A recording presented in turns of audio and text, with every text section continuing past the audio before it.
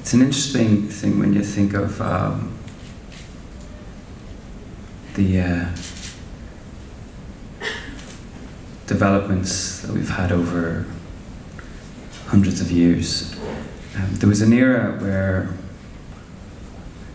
it was perfectly acceptable, and we thought it was a perfectly good thing to have slaves, you know.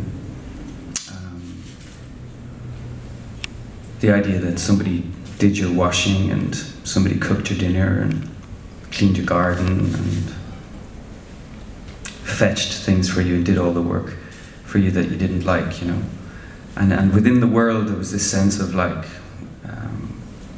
well, within certain parts of the world, there was this sense that was perfectly okay until somebody stood up and said, there's something wrong with this, you know. Just morally there's something wrong, and there's a huge sort of backlash against that person when they stood up, because the idea that the person was presenting to the majority of people who had slaves was like, well, what am I going to do if I don't have them? How could I, you know, who's going to cut my wheat? I'd have to, you know, or who's going to do my, you know, clean my stables or whatever, you know. And so for many years, you know, they kept on campaigning and saying something needs to change. This isn't right, you know. And they were met with ridicule, you know, absolute ridicule. And it is really interesting just to watch the consciousness of people change over time.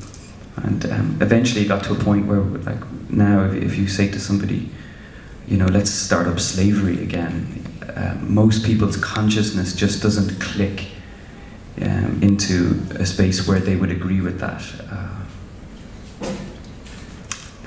Yet, funnily enough,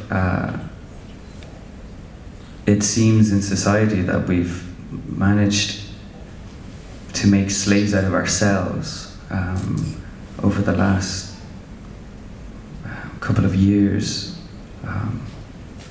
Slaves to progress and work and manufacturing and products, and